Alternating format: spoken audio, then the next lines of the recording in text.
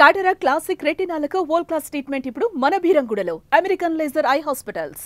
అసలు మీకు ఎక్కడ కాలింది గౌతమి గారు? అంటే నా క్యారెక్టర్ మీద క్యారెక్టర్ ఓకే, మీరు ఒక మాట అన్నారు ఫస్ట్ నుంచి కూడా, అప్పటికి ఇప్పటికి నేను మిమ్మల్ని అబ్జర్వ్ చేస్తున్నాను పూర్తిగా. ఇప్పుడు పెళ్లిగాని అమ్మాయిలతో తిరిగితే ఓకే, నేను కూడా ఓకే, ఇండస్ట్రీ ఇలానే ఉంటుంది, లేకపోతే తన కూడా ఇలానే నేను అర్థం చేసుకున్నాను, అఫేర్స్ పెట్టుకున్నాడు, లైట్ తీసుకుందాం అన్న మైండ్ సెట్కి వచ్చేసారు మీరు కూడా, వాస్తవానికి చెప్పాలంటే. కానీ మీరు ఎక్కడో ఒక చోట మీకు గట్టిగా కాలింది అది. అది ఎయిదర్ బెస్ట్ ఫ్రెండ్ వైఫ్ తో పెట్టుకున్నప్పుడు ఎక్కువ కాలింది. బెస్ట్ ఫ్రెండ్ వైఫ్ తో పెట్టుకున్నప్పుడు తన బెస్ట్ ఫ్రెండ్. ఓ, ఎన్ని ఇయర్స్ నుంచి? నాకంటే ముందు నుంచి నాకు పరిచయం అయింది. వాళ్ళిద్దరిని పరిచయం చేసుకున్నారు. నాకు అప్పటి నుంచి వాళ్ళు తెలుసు. అండ్ బాగా వరుస అయ్యే ఆయన వాళ్ళ వైఫ్ తో పెట్టుకున్నాడు. ఓకే, అక్క తమ్ముళ్ళు అవుతారు వరుసకి. కానీ ఆ అమ్మాయి ఇతను అఫైర్ పెట్టుకున్నారు. అది కూడా నాకు అవ్వలా, అక్కడ డైజెస్ట్ అవ్వలా సార్. ఇప్పుడు అతను సింగిల్ అమ్మాయిలతో తిరిగినా నాకు ఓకే కాదు సార్, నాకు ఓకే కాదు. కాకపోతే గొడవ పడేది ఓకే నేను అంటలేదు, కొంతవరకు ఓకే, ఇంకా తెలిసింది. అంటే ఇప్పుడు చాలా మంది స్థాయికి వచ్చేసారు కదా, అఫైర్స్ ఉంటున్నారు, విడివిడిగా ఉన్నా కూడా బిడ్డను పెంచుకుందాం, నువ్వు నాతో ఉండకు నేను నీతో ఉండకు, బిడ్డ వరకు మన ఇద్దరం కలిసి ఉందాం అనే మెచ్యూరిటీకి వచ్చేసింది సొసైటీ. నేను అలాంటి కపుల్స్ కూడా చూస్తున్నా. కానీ నాకు అది కూడా అవ్వలా. నాకు అతని మొహం చూడాలని గానీ, గొంతు వినాలని గానీ ఆ మూమెంట్ నుంచి అనిపించలేదు. తనతో రాఖీ కట్టించుకున్నారని చెప్పి కట్టించుకున్నా. ఆ అమ్మాయి నన్ను అరిచింది సార్ ప్రెగ్నెన్సీలో. అవుట్ ఆఫ్ నో వేర్ నాకు ఫోన్ చేసి అరిచింది.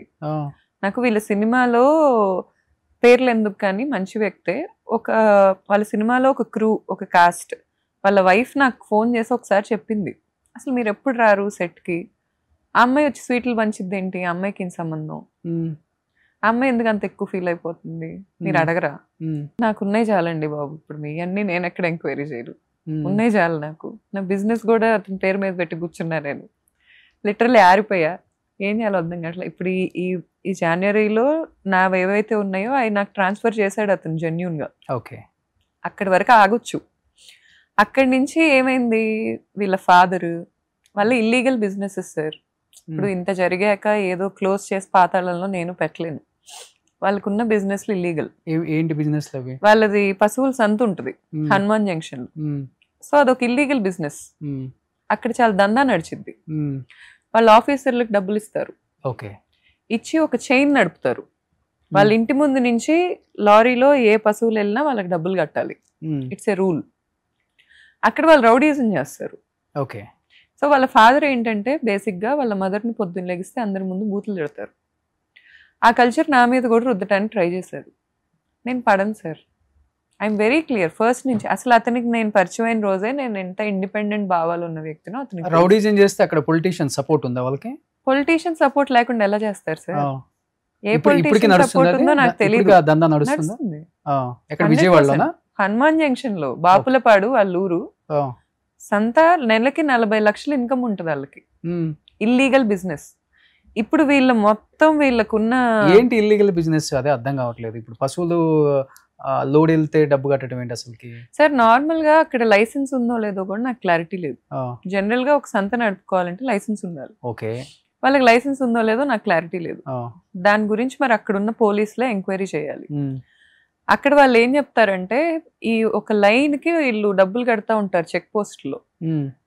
చెక్ పోస్ట్ లో డబ్బులు కట్టి అక్కడి నుంచి ఏది పాస్ అయినా కూడా వాళ్ళకి డబ్బులు ఇవ్వాలి. చెక్ పోస్ట్ దగ్గర వీళ్ళ మనుషులు ఉంటారు. ఇప్పుడు మహారాష్ట్ర బండ్లో ఆ హైవే మీద పాస్ అవుతాయి కదా, ప్రతిదీ వీళ్ళకి డబ్బులు కట్టే నడవాలి. అక్కడి నుంచి వీళ్ళకి డబ్బులు కట్టాలి. సంబంధం ఇంకా నాకు ఎంత సార్. ఇప్పుడు గేదెలు పశువులు అనేవి అక్కడి నుంచి పాస్ అయితే వీళ్ళకి డబ్బులు కట్టాలి. ఓకే, ఏ టోల్ దగ్గర ఆ చెక్ పోస్ట్ వీళ్ళకి ఉంటాయి సార్. ఆ లైన్ కి వీళ్ళకి ఒక ఇది ఉంటది, ఈ లైన్ మాది అని. వీళ్ళదే పెద్ద పశువుల సంత ఉన్న వాటిలో. లీగల్ గా బిజినెస్ మినిస్టర్ గారిని అడుగుదాం ఒకసారి. లీగల్ గా బిజినెస్ చేస్తే అంత ఇన్కమ్ రాదు సార్. ఓకే, నెలకి 40 లక్షల ఇన్కమ్ వస్తుంటే ఎవరికి మోసాలు చేస్తున్నారు, ఎవరిని ఏం చేస్తున్నారో తెలియకుండా ఉన్నారు తండ్రి కొడుకులు. ఎప్పుడు స్టార్ట్ అయింది ఈ బిజినెస్ వాళ్ళది? నా పెళ్ళయ్యాకే స్టార్ట్ అయింది అంటారు సార్. వీళ్ళు చెప్పడం అయితే మా ఇద్దరు పెళ్ళైన తర్వాతే ఇంత నడుస్తుంది అంటారు. వాళ్ళు నిజాలు చెప్తారని నేను అనుకోను. ఇప్పుడు ఇతను ఏమంటాడంటే మా బిజినెస్ లీగల్, మాదంతా మేము నిర్మించుకున్నాం యంగ్ ఏజ్లో, ఈ లీగల్ది చూపించుకొని ఆ ఇల్లీగల్కి పనులు చేయించుకుంటా ఉంటాడు ఇతను. ప్రతి చోటకి వెళ్ళి ఈ లీగల్గా జరిగిన దాంట్లో ఇతను ఒక్కడే ఫేస్ అంటాడు, నా ఒక్కడి వల్ల ఇది జరిగింది అంటాడు. నేనంట వైఫ్ కాబట్టి నాకు అది అతను ఇస్తున్నాడంట. ఓకే, ఈ అబద్ధం ఒకటి చెప్తాడు. నాకు అతను ఇచ్చేదేంటి సార్ అసలు? ఇప్పుడు ఎక్స్పాన్షన్ అయింది కదా, అసలు ఎక్స్పాండ్ చేయాలని చెప్పిన దాన్నే నేను అది కూర్చోబెట్టి అతనికి ఎక్స్పాన్షన్ అయినప్పుడు ఎలా అయిందో ఎవరైనా వచ్చి అడిగితే క్లారిటీ వచ్చేస్తుందిగా. ఇప్పుడు ఒక బ్రాంచ్ పెరిగింది, ఎవరి ద్వారా వచ్చిందని అడగండి, అర్థమైపోతుంది కదా. ఇంకా అంతకు మించి ఏముండిద్ది అక్కడ దాచుకునేది? మేమేమి రోడ్ల మీద వెళ్తున్న వాళ్ళని చొక్కా పట్టుకొని లోపలికి వచ్చి నువ్వు తిండి తినని అడగట్లేదుగా. It's a legal business. మేము ట్యాక్సులు కడతాం, వాళ్ళు ట్యాక్సులు కడుతున్నారా? విజిలెన్స్ రైడ్ చేయమనండి వాళ్ళ మీద, ఏం జరుగుతుందో తెలిసిద్ది. ఏ మినిస్టర్ని పట్టుకున్నారో, ఏ ఎమ్మెల్యేని పట్టుకున్నారో ఎవరికి తెలుస్తారు? వాళ్ళ సొంత ఎమ్మెల్యేని వాళ్ళ అమ్మ నా బూతులు తిడతారు అందరి దగ్గర. అవునా? వాళ్ళ సొంత ఎమ్మెల్యే, నేను పేరు చెప్పను, చాలా రెస్పెక్ట్ఫుల్ పర్సన్ ఆయన. పేరు చెప్పడం ఎందుకు? మీరు హనుమాన్ జంక్షన్ అంటే తెలియదు ఎమ్మెల్యే గారికి? అదేలేండి సార్, అందరి దగ్గరికి వెళ్ళి అమ్మ నా బూతులు తిడతారు వాళ్ళ ఆయన్ని, మళ్ళీ ఆయనతో పనులు చేయించుకుంటారు. ఓకే, ఇప్పుడు ఎవరికి గుడ్ విల్ అయితే లేదు సార్ వాళ్ళ మీద. ఎంతమంది నన్ను మోసాలు, సొంత ఇంట్లో ఆడపిల్లనే సార్ మోసాలు చేసేది. ఇప్పుడు నేను బిజినెస్ లో నేను ఇన్వెస్ట్, ఒక అక్క ఉంది సార్, ఆమెకు అసలు పాదాభివందనాలు, ఉమెన్ హుడ్ అంతా కలిసి పెట్టాలి, ఆమెకు పాదాభివందనం పెట్టాలి. ఒక ఆడ జాతిలో అలాంటి ఆణిముత్యం పుట్టినందుకు ఆడజాతి అంతా పొర్లు దండాలు పెట్టాలి వాళ్ళ ఇంటి ముందు పడుకొని, అంత ఆణిముత్యం ఆమెకు పొద్దున్న లెగిస్తే ఓపెన్ రిలేషన్షిప్స్ కావాలి, పొద్దున్న లెగిస్తే ఆమె ఓపెన్ గా మందు తాగిద్ది, ఓపెన్ గా ఏమైనా చేసిద్ది. కానీ ఎదుటింట్లో ఆడపిల్ల కనీసం సుఖపడకూడదు, మేమిద్దరం పక్క పక్కన కూర్చోకూడదు. మాకు గొడవయ్యేది ముందు సార్, గొడవయ్యే ముందు వచ్చింది అక్కయ్య ఒక రోజు ఇంటికి. అప్పటికే నాకు ఆమెకు అయిపోయింది, నేను ఎప్పుడు ఎదురు తిరగలా, నా బిడ్డ చచ్చిపోతాడని శబదం చేసింది నాకు. ఆ పాయింట్ లో అయిపోయింది నాకు. ఇంకా చచ్చిపోయేదంటే మీ పుట్టిన అబ్బాయి? నాకు పుట్టిన బాబు కంట 5 ఏళ్ల లోపు మెంటల్ వస్తుందంట. ఓకే, శబదం ఇలాగే కూర్చున్నాను సార్ నేను. నా తండ్రి మీద నా మీద ఒట్టేసి చెప్తున్నాను, నా బిడ్డ 1.5 years ఒట్టేయాలని లేదు నాకు. నా తండ్రే నాకు ప్రపంచంలో అందరికంటే ఇష్టమైన వ్యక్తి. ఒట్టేసి చెప్తున్నా నేను పాలిస్తుంటే నా ముందు కూర్చొని, నేను నరసరావుపేటలో ఒకటి దగ్గర వీళ్ళ ఫ్యామిలీ అంతా జాతకాలు బాగా నమ్ముతారు, జ్యోతిష్యం చెప్పించాను నేను. మ్యాక్సిమం 5 ఏళ్లే బతకడు.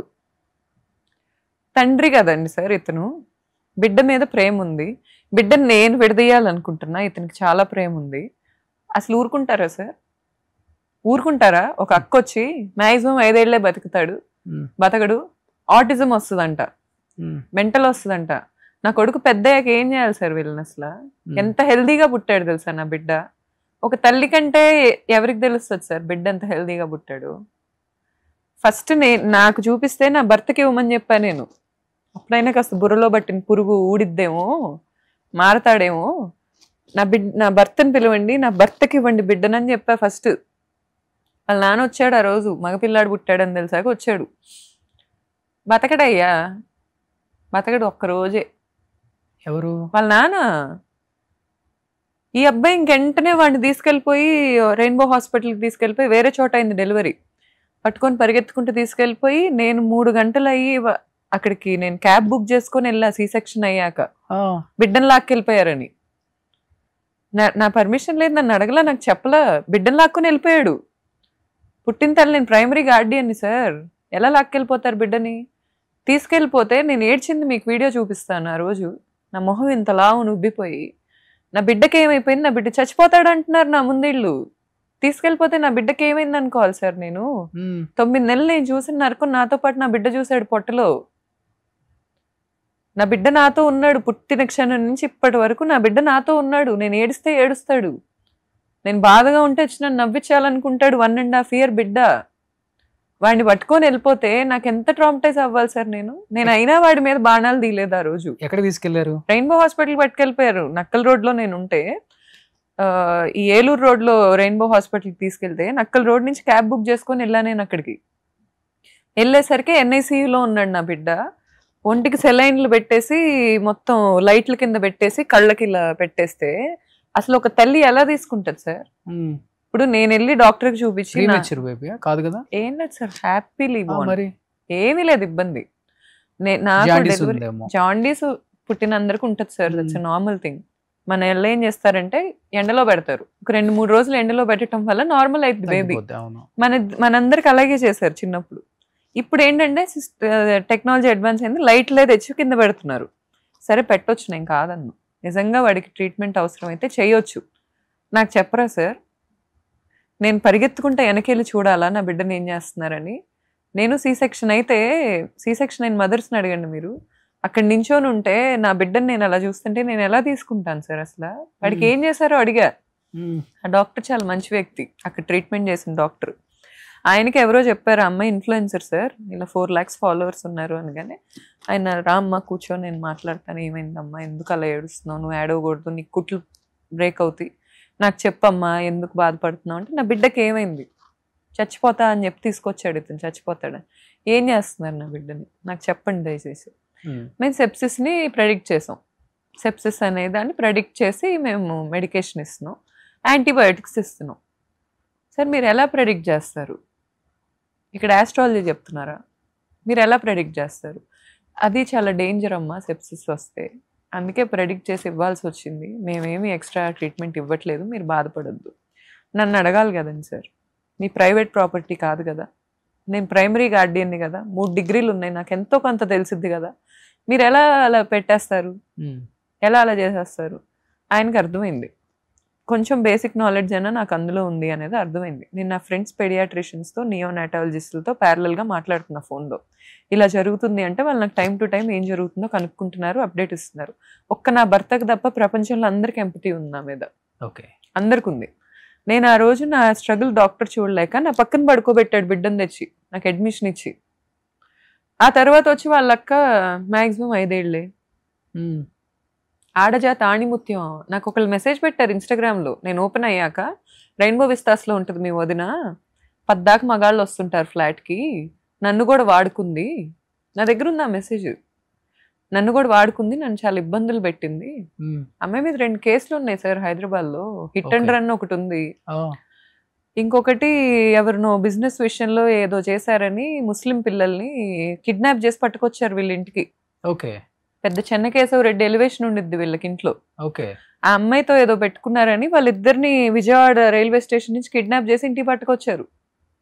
ఇప్పుడు నన్ను కూడా అలాంటివి చేయాలనే ప్లాన్ లో ఉన్నారు. వాళ్ళ సంత అనేది ఒక ఎలా ఉండిద్దంటే, ఇక్కడంతా రౌడీలు ఉంటారు, ఎవరినైనా ఏదో ఒకటి చేసేస్తుంటారు. ఇక్కడ హైదరాబాద్ లో హనుమాన్ జంక్షన్ లో అనే ఇమేజ్ ఇంకా నడుస్తుంది, 100% నడుస్తుంది. మీ హనుమాన్ జంక్షన్ లో? మాది నందిగామ సార్, నేను వెళ్ళిన మెట్టినిల్లు హనుమాన్ జంక్షన్. మా అత్తగారు, మా అత్త మామ ఉండేది అక్కడ, అదంతా నడుస్తుంది still. It's an undeniable fact. చంపాలని ఉంటుంది సార్, ఇంటికి పంపించి లిక్విడ్ క్యాష్ ఎంత ఉందో చూడమనండి సార్. ఏ ఇంట్లో అంత ఉందో 2 స్టేట్లలో నాకు చెప్పమనండి. ఇప్పుడు మీ ఇంట్లో మహేష్ వాళ్ళ మమ్మీ డాడీ ఉండే ఇంట్లో ఎంత ఉంటుంది? నాకు తెలిసి అసలు గోడలు మొత్తం డబ్బులే ఉంటాయి సార్, గోడలు మొత్తం డబ్బులే ఉంటాయి నాకు తెలిసి. కబోర్డ్లు కనుక ఇప్పుడు ఇంటర్వ్యూ రిలీజ్ అయిన తర్వాత టక్క టక్క టక్క టక్క మారిపోతాయి. మీరు ఒక కెమెరా పెట్టండి, సప సప సప సప కారుల్లో వెళ్ళిపోతాయి డబ్బులు. ఇన్ని డబ్బులు సంపాదించడం గ్రేట్ ఎప్పుడైద్దో తెలుసా సార్? లీగల్ గా సంపాదించినప్పుడు. మూగజీవాల మీద బిజినెస్ చేసుకుంటా, మూగజీవాలు ఇల్లీగల్ ట్రేడింగ్ చేసుకుంటా, వీళ్ళు వచ్చా సార్ రౌడీజాలు చేస్తారు మనుషుల మీద. నాకు అర్థం కాదు. నేను లీగల్గా బిజినెస్ పెట్టుకొని నా మార్కెట్ని నేను రాంగ్గా, ఈ రోజు నా మార్కెట్ని నేను షుగర్ డాడీని పట్టుకొని బతకాలంటే నేను బతకొచ్చు, కానీ నా కష్టాన్ని నేను నమ్ముకొని నేను ఏ రోజు సినిమాలకు కూడా వెళ్ళకుండా, ఇప్పటికీ నేను మార్చిలో టేక్ ఓవర్ చేసింది అప్పటి నుంచి ఈ రోజు వరకు నాకు ఒక సినిమా చూడటానికి టైం లేదు. సుమన్ టీవీలో మీ పర్సనల్ అండ్ బిజినెస్ ప్రమోషన్స్ కోసం కింది నెంబర్కి కాంటాక్ట్ చేయండి.